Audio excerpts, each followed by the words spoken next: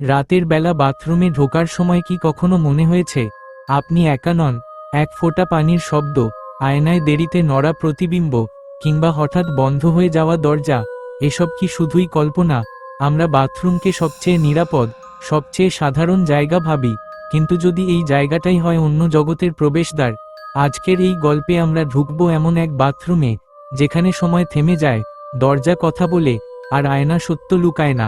প্রশ্ন একটাই, এই গল্প শেষ হলে আপনি কি আগের মতো বাথরুমে ঢুকতে পারবেন? বাথরুমের আয়নাটা পুরনো, কাচে হালকা দাগ, যেন কারো আঙুলের ছাপ। আমি দাঁত ব্রাশ করতে গিয়ে প্রথম জিনিসটা লক্ষ্য করলাম, আমার প্রতিবিম্বটা 1 সেকেন্ড দেরিতে নড়ছে। আমি হাত তুললাম, প্রতিবিম্ব 1 সেকেন্ড পরে। আমি চোখ পিটপিট করলাম, প্রতিবিম্ব একটু বেশিক্ষণ তাকিয়ে রইল। হাসলাম, কিন্তু ও হাসল না। ঠিক তখনই টাপ টাপ টাপ, কল থেকে পানি পড়ার শব্দ। আমি নিশ্চিত কল বন্ধ ছিল। হঠাৎ শাওয়ারের পর্দাটা একটু নড়ল। বাথরুমে জানালা নেই, বাতাস ঢোকার প্রশ্নই নেই, তবু ফস ফস কারো নিঃশ্বাস নেওয়ার মতো শব্দ। আমি পর্দা সরালাম, ভিতরে কেউ নেই, কিন্তু মেঝেতে ভেজা পায়ের ছাপ। এক জোড়া না, 2 জোড়া, একটা বড়, একটা খুব ছোট, শিশুর পায়ের মতো। আমি বসে পড়লাম, ভয় পেয়ে হাঁটু কাঁপছে। ঠিক তখনই থ, কমোডের ভেতর থেকে শব্দ, তারপর কিছু একটা নড়ছে। আমি উঠতে যাব, কিন্তু দেরি হয়ে গেছে। কমোডের নিচ থেকে একটা কালচে হাত, নখগুলো অস্বাভাবিক লম্বা, চামড়া যেন পচে গেছে। হাতটা ধীরে ধীরে আমার পায়ের দিকে এগোচ্ছে। আমি চিৎকার করতে চাইলাম, কিন্তু গলা দিয়ে কোনো শব্দ বেরোলো না। আমি দৌড়ে বেসিনের দিকে গেলাম, মুখে পানি দেব, নিজেকে সামলাবো। কল খুললাম, পানি বেরোলো না, বেরোলো লাল তরল, রক্ত।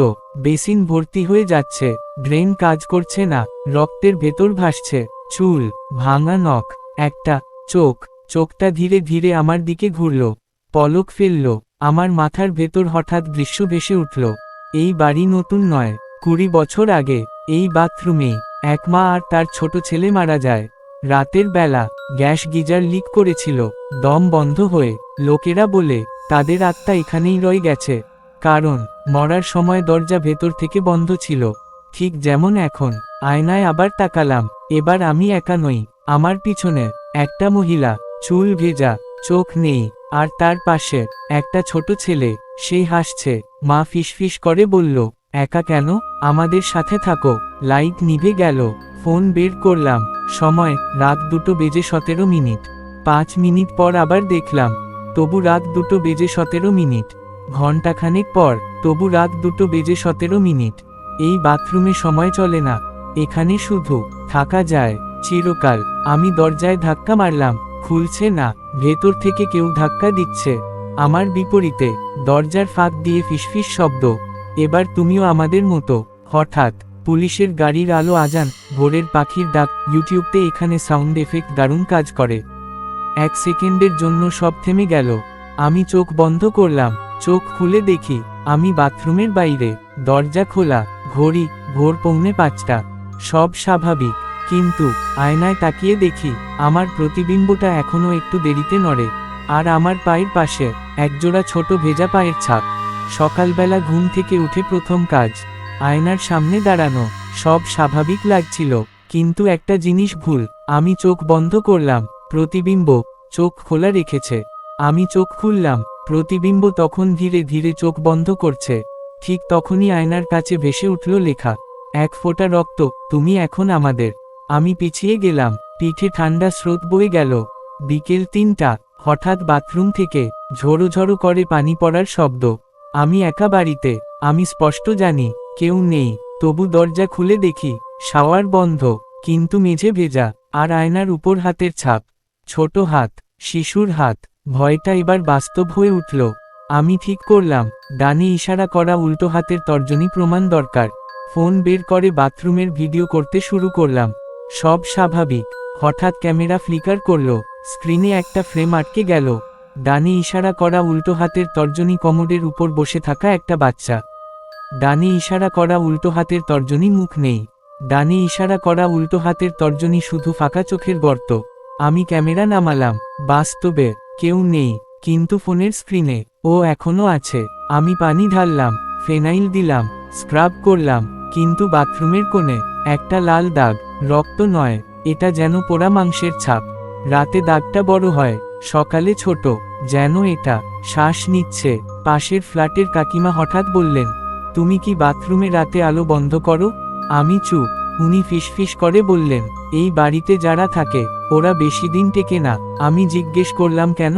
উনি শুধু বললেন, ডানে ইশারা করা উল্টো হাতের তর্জনী ওদের অসম্পূর্ণ পরিবার পূর্ণ করতে হয়।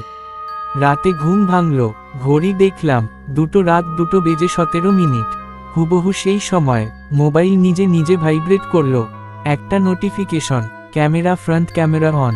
স্ক্রিনে দেখলাম আমি ঘুমাচ্ছি, কিন্তু আমার পিছনে বাথরুমের দরজা খোলা, আর দরজার ভেতর থেকে একটা কালো ছায়া বেরিয়ে আসছে। আমি দৌড়ে বাথরুমের দরজা বন্ধ করলাম। ভেতর থেকে আওয়াজ, মহিলার কণ্ঠ, আমরা তো বেরোইনি। শিশুর হাসি, তুমিই তো আবার ঢুকছ। দরজার ফাঁক দিয়ে এবার শুধু হাত নয়, ডানে ইশারা করা উল্টো হাতের তর্জনী মুখ, ডানে ইশারা করা উল্টো হাতের তর্জনী পোড়া, ডানে ইশারা করা উল্টো হাতের তর্জনী চোখ বলে পড়ছে। পুরনো কাগজ ঘেটে জানতে পারলাম ওরা দুর্ঘটনায় মরেনি। ডানে ইশারা করা উল্টো হাতের তর্জনী মা নিজেই দরজা বন্ধ করেছিল। ডানে ইশারা করা উল্টো হাতের তর্জনী গ্যাস ছেড়ে দিয়েছিল। ডানে ইশারা করা উল্টো হাতের তর্জনী ছেলেকে বাঁচানোর জন্য নয়, ডানে ইশারা করা উল্টো হাতের তর্জনী ছেলেকে সাথে নেওয়ার জন্য। কারণ সে বিশ্বাস করত পরিবার ভাঙলে আত্মা মুক্তি পায় না।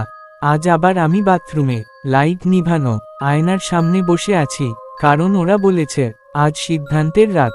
হয় আমি একা থাকবো না, নয়তো আমি থাকবই না। আয়নায় দেখি আমার পিছনে মা আর ছেলে, এবার ওদের চোখ আছে, আর আমার প্রতিবিম্বে ডানে ইশারা করা উল্টো হাতের তর্জনী আমি নেই। সকালবেলা এক অদ্ভুত জিনিস ঘটল। আমাকে কেউ ডাকলে আমি সাড়া দিচ্ছিলাম না, কারণ আমি বুঝতে পারছিলাম না ওটা আমার নাম কিনা। মোবাইল খুলে নিজের প্রোফাইল দেখলাম, নামটা পড়তে গিয়ে মাথা ঝিমঝিম করল, যেন নামটা বহুদিন ব্যবহার করিনি। আয়নার সামনে দাঁড়িয়ে বললাম, আমি কে? আয়নায় থাকা মুখটা একটু ভেবে নিয়ে উত্তর দিল, এটা এখন আর জরুরি না।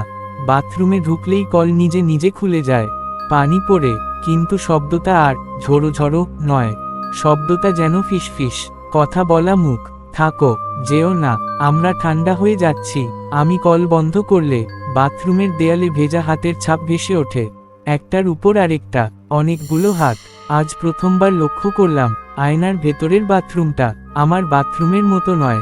ওখানে ডানে ইশারা করা উল্টো হাতের তর্জনী আলো জ্বলছে না, ডানে ইশারা করা উল্টো হাতের তর্জনী দেয়ালে ফাটল, ডানে ইশারা করা উল্টো হাতের তর্জনী মেঝেতে পানি জমে আছে, ডানে ইশারা